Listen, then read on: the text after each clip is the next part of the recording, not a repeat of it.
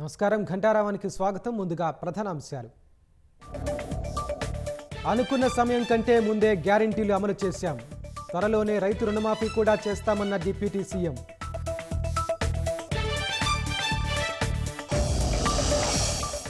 రాష్ట్రంలో వనరులున్నా పర్యాటకంగా వృద్ధి చెందలేదన్న జూపల్లి. నాగార్జున సాగర్, భువనగిరి కోటను అభివృద్ధి చేస్తామని హామీ. 545 పాయింట్ల లాభంతో ముగిసిన సెన్సెక్స్. తొలిసారి 80,000 మార్కు దాటిన సూచి.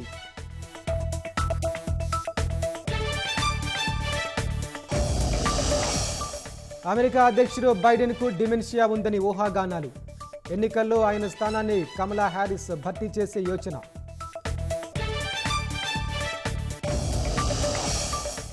రేపు టీమిండియా ఆటగాళ్లను కలవనున్న ప్రధాని. గురువారం మధ్యాహ్నం స్వదేశానికి రానున్న జట్టు.